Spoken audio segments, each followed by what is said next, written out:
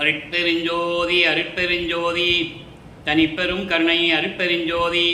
எல்லா உயிர்களும் இன்புற்று வாழ்க, வள்ளல் மலரடி வாழ்க வாழ்க, கொல்லாவிரதம் குவளை எல்லாம் ஓங்குக, நல்லோர் நினைத்த நலம் பெறுக, நன்று நினைத்த எல்லோரும் வாழ்க இசைந்து.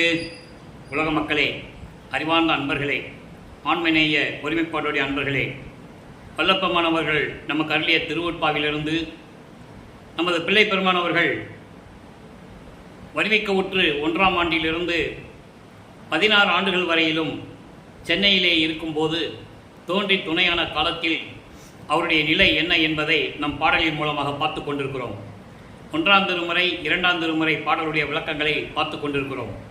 காரணம், அருட்பெருஞ்சோதி ஆண்டவர் தனது மகனை இந்த பூலோகத்திற்கு ஒரு தாயின் வழியாக வருவிக்க செய்தார். அதற்கான காரணம் காரியங்கள் எல்லாம் நாம் ஏற்கனவே அருட்பெருஞ்சோதி ஆண்டவருடைய திருவிளையாடல் என்ற பதிவுகளை நாம் தெளிவாக பார்த்து விட்டோம். இருந்தாலும் இன்றும் சொல்ல வேண்டிய ஒரு காலகட்டத்தில் நாம் இருக்கிறோம். வல்லப்பமானவர்கள் அருட்பெருஞ்சோதி ஆண்டவரால் வருவிக்க உற்று 16 ஆண்டுகள் வரையிலும் அந்த காலகட்டங்களில் சமயங்களும் மார்க்கங்களும் மதங்களுடைய நெறிகளை பின்பற்றி கொண்டு நமது பிள்ளை பெருமானவர்கள் எப்படி இருந்தார்கள் என்பதை தான் பார்த்து கொண்டிருக்கிறோம். அப்போ அவருக்கு சுத்த சன்மார்க்கத்தை பற்றி தெரியாது. சைவ சமயத்தின் தலைவனாகிய சிவபெருமானை வழிபட்டு கொண்டு நமச்சிவாயா, சிவாய நம, ஓம் சிவா என்று சொல்லி எப்படியெல்லாம் இருந்து கொண்டிருந்தார், இறைவனை எப்படி வேண்டி விண்ணப்பங்கள் வைத்தார் என்பதை நாம் பார்த்து கொண்டிருக்கிறோம். காரணம், வல்லப்பமானவர்கள் வருவிக்க உற்ற 8 ஆண்டுகள் வரையிலும் தான் யார் என்று தெரியாத நிலையில் அவரும் இருந்து கொண்டிருந்தார்கள். நமது குழந்தை இறைவன் பிள்ளை பெருமானவர்கள் வருவிக்க உற்ற ஆண்டிலிருந்து 8 ஆண்டுகள் வரைக்கும் அவர் ஒரு மனநிலையில் இல்லாமல் இருந்து கொண்டிருந்தார்கள். காரணம், பள்ளிக்கூடத்தில் கொண்டு சேர்க்குறாங்க, படிக்க முடியலன்னு வந்துட்டார். அதற்கான காரணங்கள் உலகியலிலே சொல்லப்பட்ட விளக்கங்கள் வேறு. ஆனால் இறைவனுடைய திருவிளையாடல் நடந்தது என்பதை நாம் தெளிவாக பார்த்து கொண்டிருக்கிறோம். அது பாடல்களிலே தெளிவாக நமக்கு அருளியிருக்கிறார்கள் பிள்ளை பெருமானவர்கள். ஏனென்றால் அவருடைய தந்தை அருட்பெருஞ்சோதி ஆண்டவர் தனது மகன் இந்த உலகியலில் இருக்கின்ற படிப்பை படிக்கக்கூடாது, தனது மகன் யாரையும் குருவாக ஏற்றுக்கொள்ளக்கூடாது, தனது மகன் காவி உடை அணியக்கூடாது என்ற நிலையில் இறைவனுடைய திருவிளையாடல் நடந்து கொண்டிருக்கிறது. அதன் பிரகாரம் அவர் படிக்க முடியவில்லை என்று சொல்லி வந்துவிட்டார்.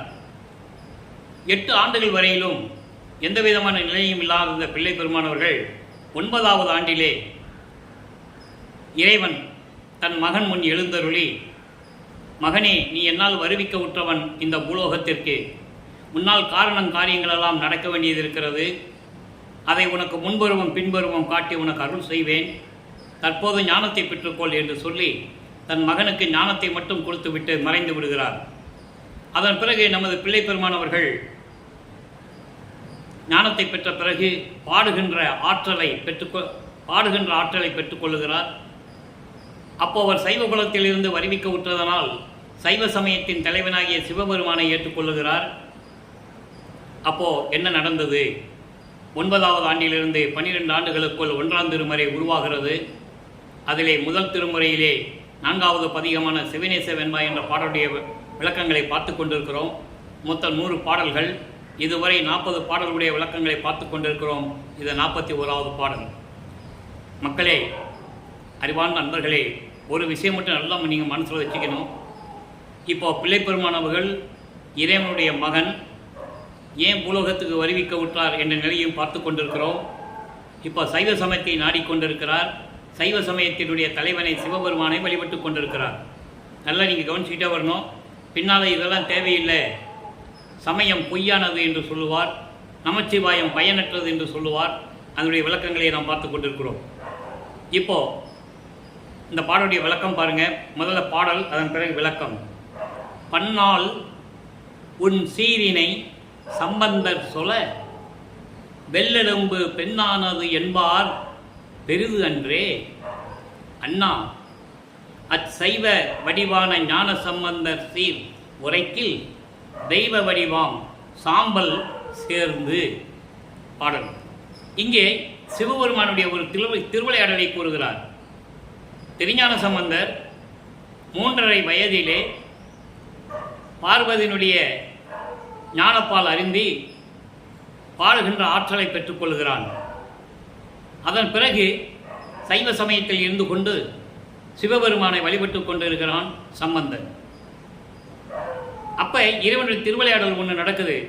சம்பந்தனுக்கு 16வது ஆண்டில், நல்லா கவனிச்சுக்கணும் நீங்கள், சம்பந்தனுக்கு 16வது ஆண்டில் இறைவனுடைய திருவிளையாடல் ஒன்று நடக்குது. அதை தான் இந்த பாடலிலே கூறுகிறார். அதாவது என்ன திருவிளையாடல்னா, ஒரு சைவ அடியார் பூம்பாவை என்ற மகளை பெற்றெடுத்து வளர்த்து கொண்டிருக்கிறார். சென்னையிலே மயிலாப்பூர் என்ற பகுதியிலே அந்த அடியார் வாழ்ந்து கொண்டிருக்கிறார். பூம்பாவை என்ற பெண்ணை எப்படியாவது ஒரு காலத்தில் சம்பந்தனுக்கு திருமணம் செய்து வைக்க வேண்டும் என்று சொல்லி அந்த பெண்ணை வளர்த்து கொண்டிருக்கிறார். காலத்தின் சோதனையில் அந்த பெண் இறந்து விடுகிறாள். அந்த பெண்ணுடைய சாம்பலையும் எலும்புகளை எல்லாம் சேகரித்து ஒரு மண்பானையிலே வைத்து மூடி வைத்திருக்கிறார். சரியா? அப்போ திருஞான சம்பந்தர் அந்த சென்னைக்கு அந்த பகுதியிலே ஏதோ ஒரு நிகழ்ச்சிக்காக சென்று கொண்டிருக்கிறார். அப்போ சம்பந்தர் வந்த செய்தியை கேட்டு அந்த சிவனடியார் திரு சம்பந்தரிடம் போய், ஐயா, உமக்காக ஒரு பெண்ணை பெற்றெடுத்து நான் வளர்த்து கொண்டிருந்தேன். பூம்பாவை என்று பெயர். அவள் இறந்து விட்டாள். அவளுடைய சாம்பலையும் எலும்பையெல்லாம் ஒரு பானையில் வைத்து மூடி வைத்திருக்கிறேன். நீங்கள் வந்து என் பெண்ணை ஆசீர்வாதம் செய்யுங்கள் என்று கூறுகிறார். உடனே சம்பந்தன் சிவனை பற்றி பாடுகிறார். பாடிய உடனே அந்த பானையை திறக்க சொல்லுகிறார். அந்த பானையிலிருந்து அந்த எலும்பையும் சாம்பலையும் கீழே கொட்ட சொல்லுகிறார். கொட்டுகிறார்கள். சிவனை பற்றி பாடுகிறார். அந்த பூம்பாவை உயிரோடு வருகிறார். நல்லா புரிஞ்சுக்கணும். அதை இங்கே சொல்கிறாரு. பன்னால் உன் சீரினை சம்பந்தர் சொல்ல வெள் எலும்பு பெண்ணானது. வெள் எலும்பு என்பது எரிக்கப்பட்ட, உடலை எரிக்கப்பட்ட அந்த எலும்பு, சாம்பல், சுண்ணாம்பு எல்லாமே சேர்ந்து, சாம்பல் எல்லாம் சேர்ந்து அந்த ஒரு பெண்ணானது, பூம்பாவை உயிரோடு எழுந்தாள் என்பதை சொல்லுவார்கள். நான் அதை கேள்விப்பட்டிருக்கிறேன். அதிசயமாக நான் கேள்விப்பட்டிருக்கிறேன். உன்னுடைய அருள் கிடைத்தால் சாம்பல் கூட பெண்ணாகும் என்ற நிலையை நான் கேள்விப்பட்டிருக்கிறேன். அண்ணா, அண்ணா என்பது இறைவா, இறைவா, அசைவ வடிவான ஞான சம்பந்தர் சீர் உரைக்கில் தெய்வ வடிவாம் சாம்பல் சேர்ந்து உன்னுடைய அருளை பெற்றுக் கொண்டதனால் திருஞான சம்பந்தனுடைய பாடலை கேட்டு நீ அந்த பெண்ணை உயிரோடு கொண்டு வந்த சாம்பலை எல்லாம் ஒரு பெண்ணாக உருவாக்கி நீ அதை கொண்டு வந்தாய் என்ற நிலையை அந்த இறைவனிடம் கூறுகிறார். அப்போ இந்த பாடலிலிருந்து நாம் தெரிய வேண்டியது என்னவென்றால், இறைவனுடைய நிலையையும், இறைவனை போற்றி வணங்கினால், இறைவனுடைய அருளை பெற்றுக்கொண்டால் அற்புதங்கள்லாம் நடக்கும் என்ற நிலையை தான் இந்த பாடலிலே நமக்கு அருளி இருக்கிறார்கள். சிவபெருமானுடைய திருவிளையாடலையும் திருஞான சம்பந்தனுடைய அருள் செயல்களை எல்லாம் இந்த பாடலிலே நமக்கு அருளி இருக்கிறார்கள். உன் அருளை பெற்றுக்கொண்டால் சாம்பல் என்ற சாம்பல் எல்லாம் தெய்வ வடிவத்தில் எல்லாமே நிகழும் என்ற நிலையை இந்த பாடலிலே கூறியிருக்கிறார். ஆக வல்லப்பமானவர்கள் இறைவனை பற்றி எப்படியெல்லாம் பாடல் பாடினார் என்பதை நாம் நன்றாக புரிந்து கொள்ள முடிகிறது. வல்லப்பமானவர்களே, இதையெல்லாம் சொல்ல வேண்டிய ஒரு காலத்தின் கட்டாயத்தில் இருக்கிறோம். காரணம், வல்லப்பமானுடைய வறுமைக்கு விட்டதை பிறந்தார் என்றும் நான் ஏற்கனவே தினமும் இது கூறுவதுதான். ஏன்னால் ஒரு கருத்தை மறுபடியும் வலியுறுத்தி கூற வேண்டிய காலகட்டத்தில் நாம் இருக்கிறோம். வல்லற்பமணி ஒரு சாதாரண மனிதனாக பிறந்தார் என்றும் வளர்ந்தார் என்றும் சென்னையிலே சுற்றி திரிந்தார் என்றும் தான் சொன்னார்களே தவிர, அவர் இறைவனுடைய மகன் என்றும் இறைவன் தன் மகனை 9வது ஆண்டில் ஆட்கொண்டார் என்றும் யாருமே மக்களிடம் சொல்லவில்லை என்பதனால் அந்த விளக்கங்களை இந்த வள்ளலார் ஊழியன் நான் சொல்லிக் கொண்டிருக்கிறேன். அப்படி பாடும் ஆற்றலை பெற்றவுடனே வல்லப்பமானவர்கள் 9வது ஆண்டிலிருந்து 12 ஆண்டுகளுக்குள் இந்த நிலையில் இருந்து கொண்டிருக்கிறார்கள். அதன் பிறகு இறைவனிடம் ஞானத்தை பெற்ற பிறகு 13வது ஆண்டில் நமது பிள்ளை பெருமான் அவர்கள் வருவிக்க உற்று 13வது ஆண்டு. அவரை பற்றி கூறும்போது வயதை பற்றி குறிப்பிடவே கூடாது. அவர் இறைவனாகவே இங்கே வருவிக்க உற்றவர், இறைவனுடைய மகன் அவர். அவருக்கு வயது இல்லை, ஒவ்வொரு யுகத்திலேயும் அவர் இருந்தவர் என்பதை திருவருட்பா பாடலின் மூலமாக நாம் தெளிவாக பார்த்திருக்கிறோம். ஆக அந்த 13வது ஆண்டில் ஞானத்தை பெற்ற பிறகு அவருடைய மனம், அவருடைய உள்ளம் தூண்டி விடுகிறது. திருவொற்றியூருக்கு போகலாம் வா என்று சொல்லி அந்த மனம் தூண்டுகிறது. மனம் தூண்டுகிறது என்று சொல்வதை விட அருட்பெருஞ்சோதி ஆண்டவர் உள்ளத்தை தூண்டி விடுகிறார், மனதை தூண்டி விடுகிறார். என் மகனை திருவொற்றியூருக்கு அழைத்து செல் என்று சொல்லுகிறார். அப்போ திருவொற்றியூர் சொல்லுகிறார். அங்கே 2ஆம் திருமுறை உருவாகிறது. நான் ஏற்கனவே கூறியது போல 113 பதிகங்கள், 1207 பாடல்கள். இதுவரை 33 பதிகங்களுடைய விளக்கங்களை நாம் பார்த்துவிட்டோம். 34வது பதிகம் நெஞ்சோடு நேருதல் என்ற பதிகத்திலே இன்று 8வது பாடல். மனதிடம் எப்படி சொல்லுகிறார் வல்லப்பெருமான் அவர்கள்? மனதிடம் எப்படி சொல்லுகிறார்? எப்படி இறைவனுடைய நிலையையும் மனம் எப்படிப்பட்டது என்ற உண்மையையும் இந்த பாடலிலே நாம் பார்க்க போகிறோம். நல்ல கவனிங்க. நன்று செய்வதற்கு உடன்படுவாயேல். நல்ல கவனிக்கணும். மனதிடம் சொல்லுகிறார். மனதிடம் சொல்லுவது போல மக்களுக்கும் இந்த அறிவுரை உண்டு. நன்று செய்வதற்கு உடன்படுவாயேல் நல்ல நெஞ்சமே வல்ல இவ்வண்ணம் இன்றே செய்தினி. இன்று செய்தினி நாளை என்பாயேல் இன்று இருந்தவர் நாளை நின்றீலரே. ஒன்று கேள் மதி சுகர் முதல் முனிவோர் உக்க அக்கணம் சிக்கன துறந்ததாக அன்று முன்னரே கடந்தர் அன்றி அதற்கு முன்னரே அகன்றர் அன்றே. பாடல் கடினமாக இருக்கும். பொருள் இறைவன் கொடுத்த விளக்கம் மிகவும் எளிமையானது. உலகிலே நடைமுறையில் இருக்கின்ற விளக்கம். என்ன சொல்றாருன்னா, பொதுவா ஏதாவது நம்ம மக்களுக்கு அடுத்தவங்களுக்கு ஏதாவது நன்மை செய்யணும்னா அப்பவே செஞ்சிடணும். அப்புறம் செஞ்சுக்கலான்னு நீங்கள் நினச்சிங்கன்னா மனம் மாறிடும். ஏன்னா இன்னைக்கு இருந்தவங்க நாளைக்கு இல்லை இல்லையா? அந்த நிலையை மனதிடம் சொல்லுகிறார். எப்படின்னா, மனமே என் மனமே, என் உள்ளமே, வல்லமை படைத்த என் மனமே, நீ ஏதாவது நல்லவைகளை நன்மைகளை செய்வதற்கு சம்மதித்தால் அதை இன்றே செய்துவிடு.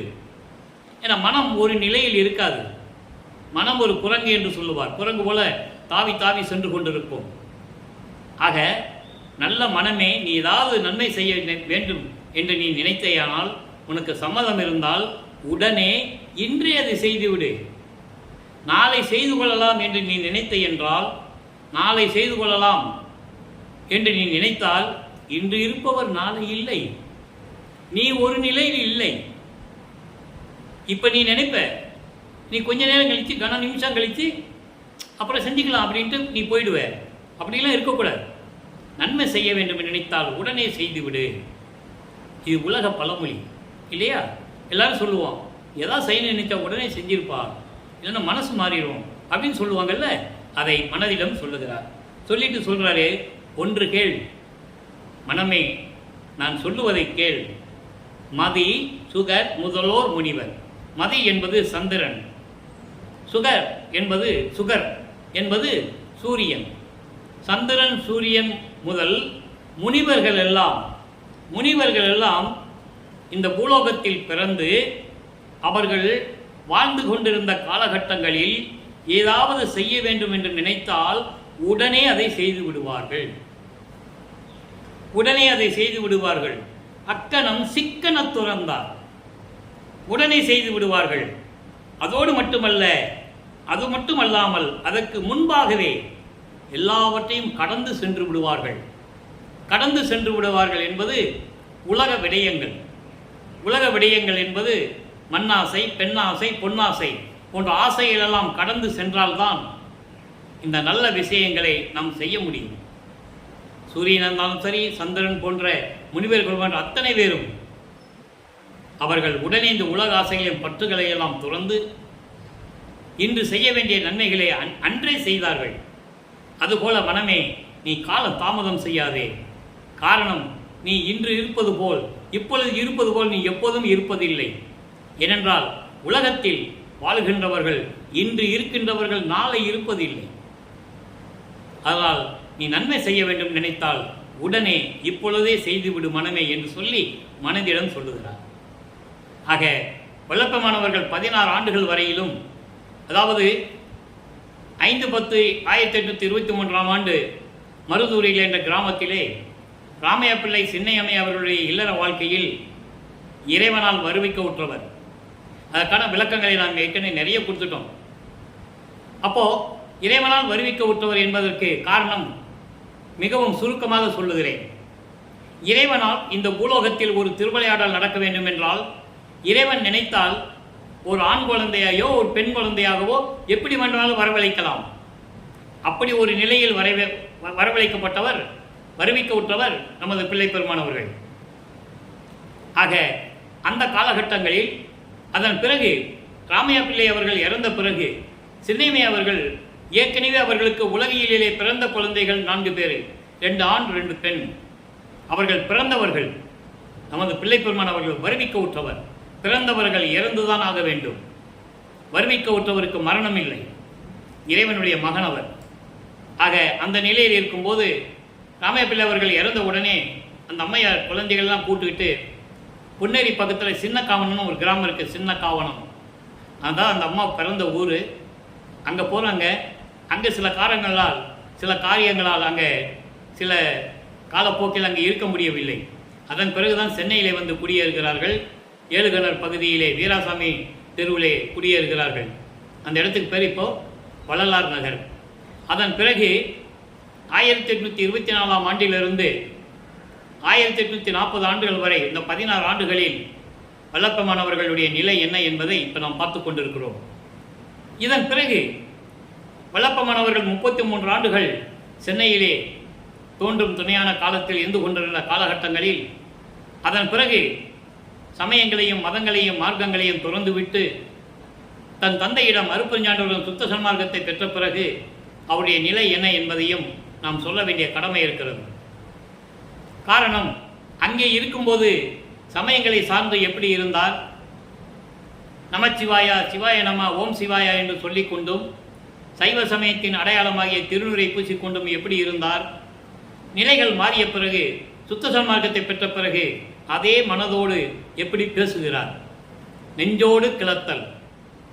2ஆம் திருமுறையில் இருக்கின்ற பாடலுக்கு 8வது பாடலுக்கு 6ஆம் திருமுறையிலே 102வது பதிகத்தில் இருக்கின்ற நெஞ்சோடு கிளத்தல் என்ற பாடலிலே 8வது பாடல். இல்லை, கவனிக்கணும். மாற்று உரைக்க முடியாத திருமேனி பெருமான் வரு தருணம் இது கண்டாய் மனனே. மனதிடம் சொல்லுகிறார். மனதிடம் சொல்லுவது போல உலக மக்களுக்கு விளக்கமாக கூறுகிறார் என்பதை நீங்கள் புரிந்து கொள்ள வேண்டும். அதாவது மாற்று உரைக்க முடியாத திருமேனி பெருமான் வரு தருணம் இது கண்டாய் மனனே, நீ மயங்கே. நேற்று உரைத்தேன் இல்லை, உனக்கு இங்கு எவ்வாறு என் இறைவன் நிகழ்த்துக இன்று என்றபடி நிகழ்த்துகின்றேன். அற்புதமான பாடல். தன் தந்தை அருப்பஞ்சாண்டவர் மகனிடம் என்ன சொன்னாரு, அதை நான் எப்படி சொல்றேன்னு சொல்லிட்டு இருக்கிறார். கூற்று உதைத்த திருவடி மேல் ஆணை, இது கடவுள் குறிப்பு என கொண்டு உலகெல்லாம் குதூகூலிக்க விரைந்தே சாற்றிடு. வருநாளில் உரைத்தும் என தாழ்கேள் தனித்தலைவன் அருள்நடஞ்சை சாரொழியா இனியே. இது பாடல். இப்போ இந்த பாடல் விளக்கம் பாருங்க. மாற்று உரைக்க முடியாத திருமேனி பெருமான், சொத்த தங்கம். சொத்த தங்கம் போல சொல்லுவாங்கல்ல, சுத்த தங்கம், பொன் தங்கம், சொக்க தங்கம். சொக்க தங்கன்னு சொல்லுவாங்கல்ல, அவன் எப்படிப்பட்ட சொக்க தங்கம் அவன் அப்படின்னு சொல்லுவாங்கல்ல. சொக்க தங்கம் என்பது கலப்பிடமில்லாத சுத்த தங்கம். அந்த நிலையில் இருக்கின்ற இறைவன், பொன் வடிவமாக இருக்கின்ற இறைவன்.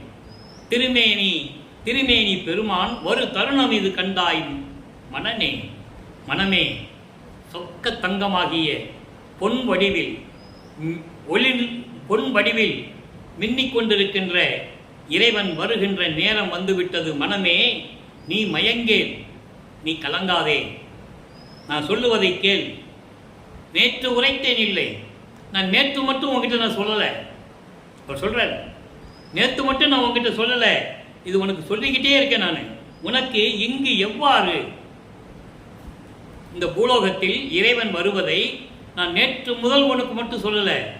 நேற்று மட்டுமா சொன்னேன், நான் தொடர்ச்சியாக உங்ககிட்ட சொல்லிக்கிட்டு இருக்கேன். எப்படி இறைவன் வருகிறாருன்னு நான் உங்ககிட்ட சொல்லிக்கிட்டு இருக்கேன். எப்படி நான் என் இறைவன் நிகழ்த்துக இன்று என்றபடி என் தந்தை என்னிடம் சொல்லுகிறார், மகனே, நான் வருவதை, இந்த பூலோகத்திற்கு நான் வருவதை நீ சொல்லுவாயாக என்று சொல்லியதனால் அதை நான் உன்னிடம் சொல்லிக் கொண்டிருக்கிறேன். மனதிடம் சொல்லுகிறார். இதை அப்படியே உலக மக்களுக்கு டைவர்ட் பண்ணுறது. உலக மக்களே, பொன் வடிவில் இருக்கின்ற அருட்பெருஞ்சோதி ஆண்டவர் வருகின்ற நேரம் வந்துவிட்டது. அவர் வருகின்ற நேரம் வந்துவிட்டது. நீங்கள் யாரும் கலக்கமடையாதீர். இதை நான் நேற்று மட்டும் சொல்லவில்லை, ஒரு நாள் மட்டும் நான் சொல்லவில்லை, தினமும் சொல்லிக் கொண்டிருக்கிறேன். எப்படி இறைவன் வருகிறார் என்று என்னிடம் சொன்னது போல நான் உங்களிடம் சொல்லிக் கொண்டிருக்கிறேன். இதான் இதுக்கு பொருள். என் இறைவன் நிகழ்த்துக என்று என்றபடி நிகழ்த்துகின்றேன். இதுதான் என் தந்தை என்னிடம் எப்படி சொன்னாரோ, மகனே நீ உலக மக்களுக்கு அறிவித்து விடு என்று சொன்னாரே, அதை தான் நான் உங்களிடம் சொல்லிக் கொண்டிருக்கிறேன், மனதிடம் சொல்லிக் கொண்டிருக்கிறேன் என்று மனதிடம் சொல்லுவது போல உலக மக்களுக்கு சொல்லிக் கொண்டிருக்கிறார். கூற்று உதைத்த திருவடி மேலானை, கூற்று உதைத்த திருவடி மேலானை. மரணத்தை, யமனை தன்னுடைய திருவடியால் எட்டி உதைத்தவர் அருட்பெருஞ்சோதி ஆண்டவர். அப்படின்னு என்ன அர்த்தம்?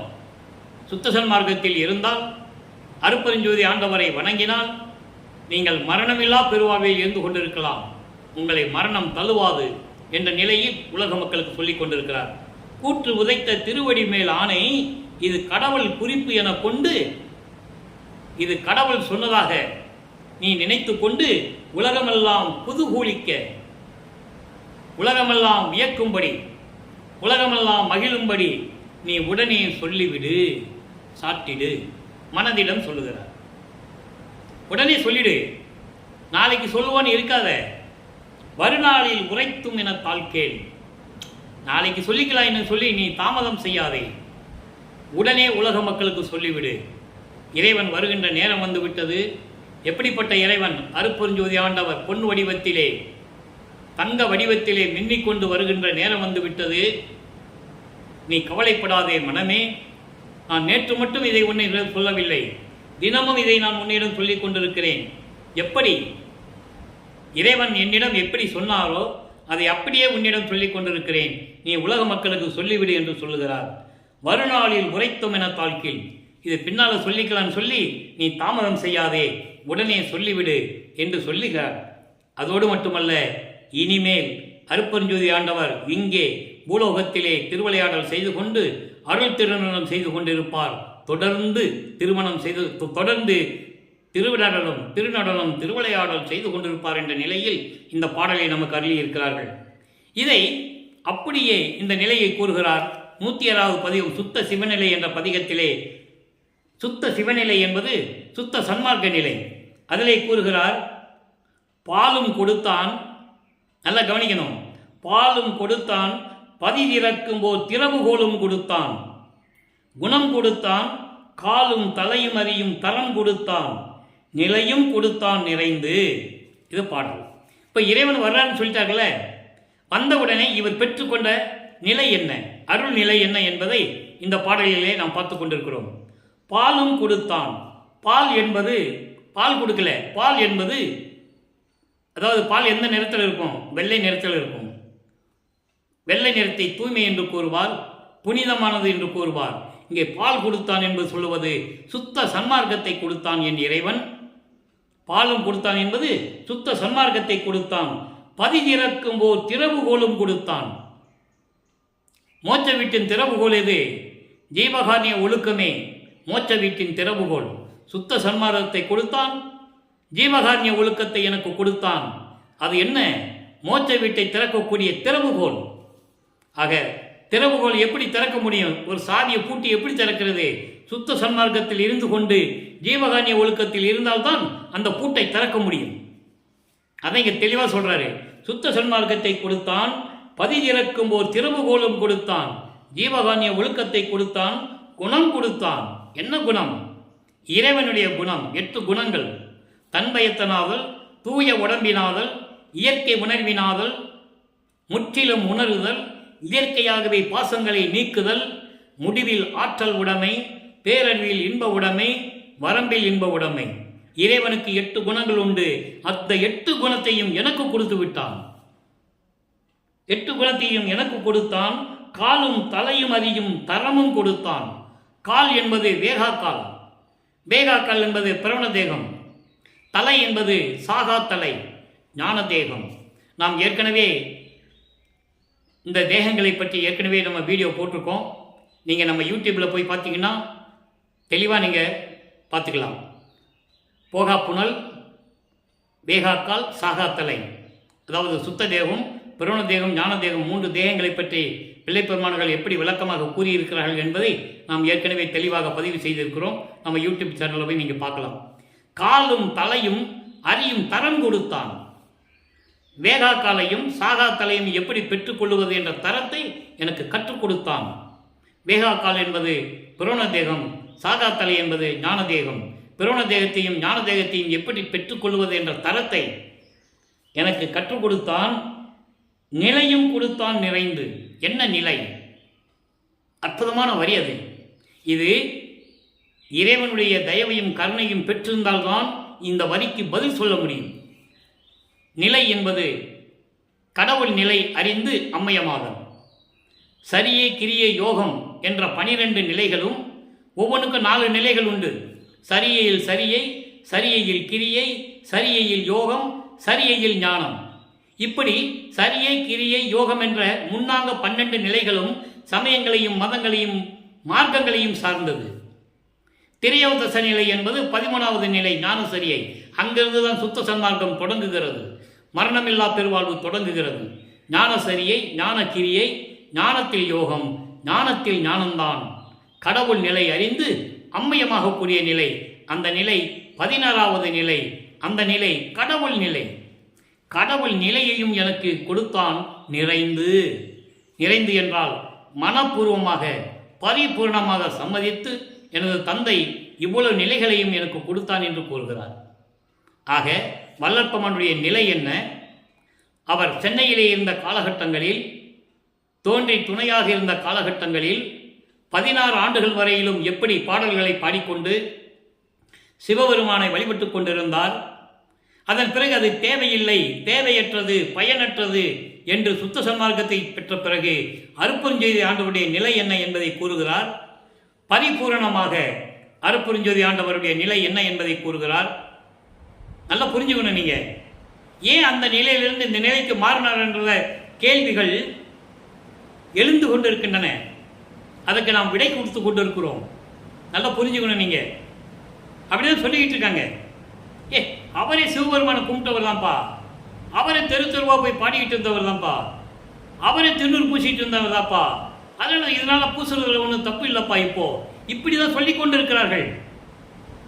அது அங்கே பூசினது தவறு இல்லை, அது சமயத்தை சார்ந்தது, அது அவங்களுடைய சுதந்திரம், சைவ சமயத்தின் அடையாளம்.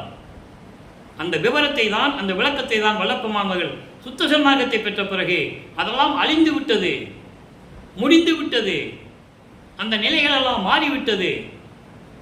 யுகங்கள் அழிந்தவுடனே ஒவ்வொரு யுகத்திற்கும் ஆயுள் காலம் உண்டு. அந்த யுகத்தில் தோன்றிய சமயங்களும் மதங்களும் மார்க்கங்களுக்கும் ஆயுள் காலம் உண்டு. அந்த யுகம் முடிந்தவுடனே அந்த யுகத்தில் தோன்றிய சமயங்களும் மதங்களும் மார்க்கங்களும் ஒளிந்து விட்டது, மடிந்து விட்டது, இறந்து விட்டது என்றெல்லாம் கூறுகிறார் என்பதை நீங்கள் புரிந்து கொள்ள வேண்டும். அப்பப்போ நம்ம எந்த காலத்தில் இருக்கிறோம்? கலியுகம் 1900 ஆண்டுகளில் முடிந்து விட்டது. தெளிவாக வல்லற்பமானவர்கள் அதை நமக்கு அருளி இருக்கிறார்கள். இன்னி கலியுகம் முடிந்தது யாருக்கும் தெரியல, யாரும் சொல்லலை, யாருக்கும் தெரியாது. எத்தனையோ முனிவர்கள் ரிஷிகள் எல்லாம் தோன்றினார்கள். எந்தெந்த யுகம் எப்படி நடந்ததுன்னு யாருக்கும் தெரியாது. அந்தந்த யுகத்தில் இருந்தாங்க. அந்த யுகம் அழிந்த உடனே அவங்களும் அழிந்து போனார்கள்.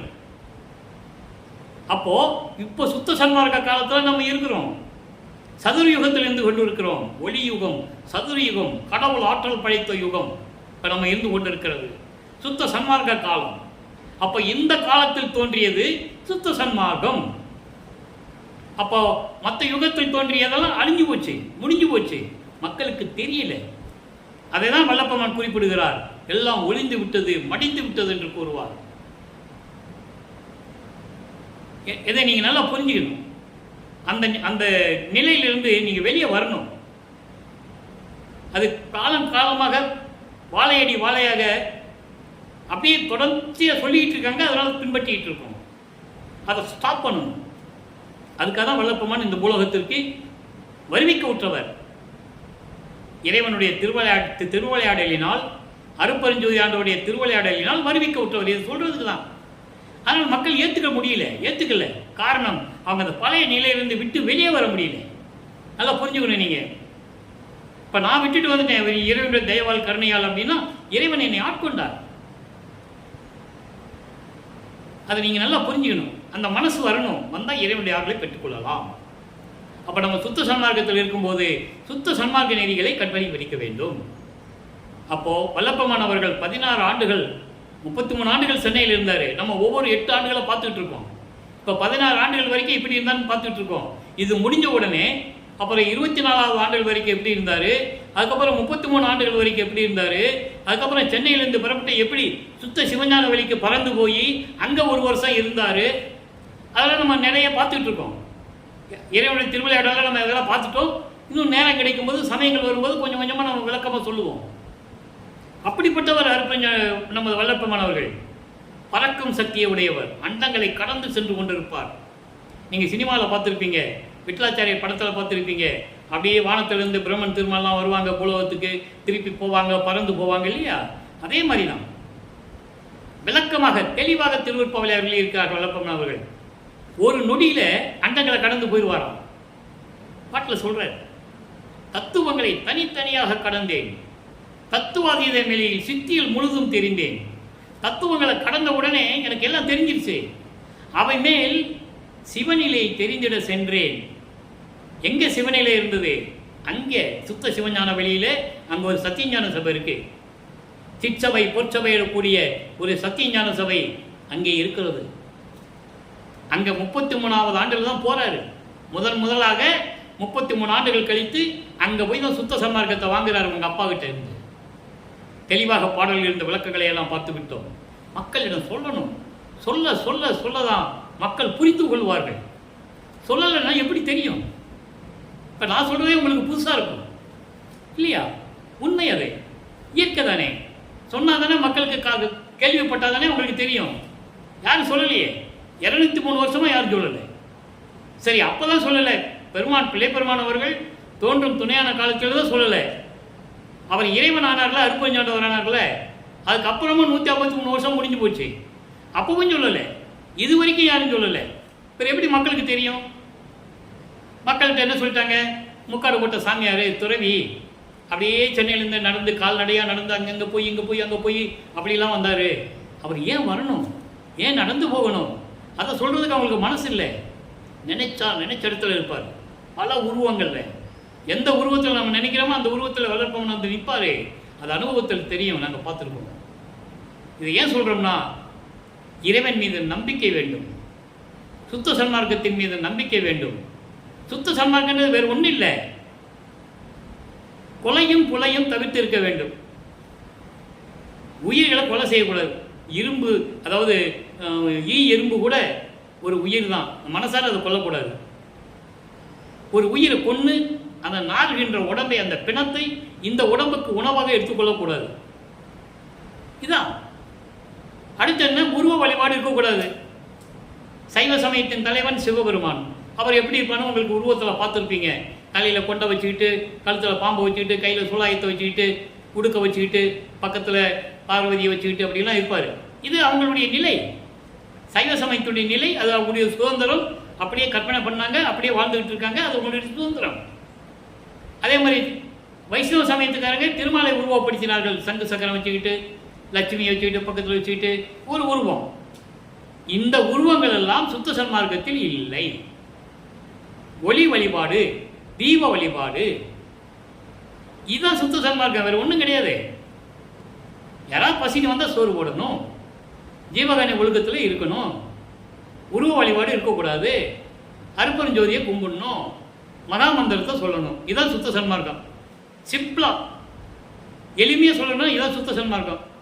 சைவமாக இருக்கணும், அவ்வளோதான். இதை யாருமே சொல்லலை அந்த காலத்தில் இருந்து. அதனால தான் மக்களுக்கு தெரியல.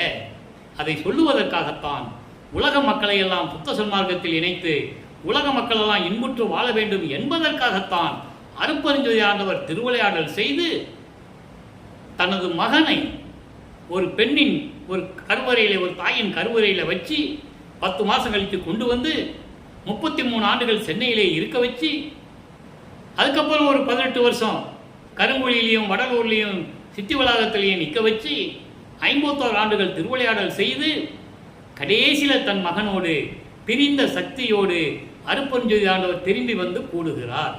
இதுதான் கான்செப்ட். நல்லா புரிஞ்சுக்கணும் நீங்கள். ஆகவே ஒவ்வொரு காலகட்டத்திலும் நமது பிள்ளை பெருமானவர்கள் வள்ளற்பமானவர்கள் எப்படி இருந்தார்கள் என்பதை தான் நாம் பார்த்து கொண்டிருக்கிறோம். இன்று பார்த்த பாடல்களுடைய விளக்கம் உங்களுக்கு புரிந்திருக்கும் என்று நான் கருதுகிறேன். எனவே நீங்களெல்லாம் ஒன்றாக இணைந்து சுத்த சன்மார்க்கத்தில் இணைந்து சுத்த சன்மார்க்க நெறிகளை கடைபிடித்து சைவ நெறிகளை இருந்து கொண்டு ஜோதி வடிவில் இருக்கின்ற அருட்பெருஞ்சோதி ஆண்டவரை வணங்கி, ஒன்றும் இல்லை, ஒரு மண் அகல் விளக்கில் அதில் நல்லெண்ணெயை ஊற்றி ஒரு திரியை போட்டு விளக்கேற்றி வச்சு முன்னால் உட்காந்துக்கங்க. அப்பா கிட்ட என்னென்ன சொல்லுவீங்களோ, நம்ம அப்பா கிட்ட என்னென்ன கேட்போமோ எல்லாம் கேளுங்க, கொடுப்பாரு, சத்தியமாக கொடுப்பாரு. மனம் உருகி கேளுங்க. அவ்வளவு அற்புதமான கடவுள்.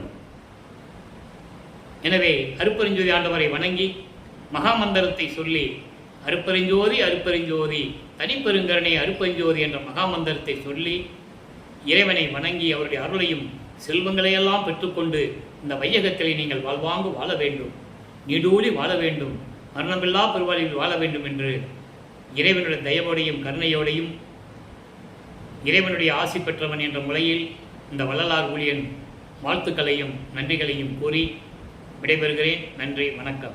அருட்பெருஞ்சோதி அருட்பெருஞ்சோதி தனிப்பெருங்கருணை அருட்பெருஞ்சோதி. நாளையும் சந்திப்போம். இறைவனுடைய விளக்கம் தொடர்ந்து வரும். கேட்டு மகிழ்ந்து இறைவனர்களை பெற்றுக்கொள்ளுங்கள்.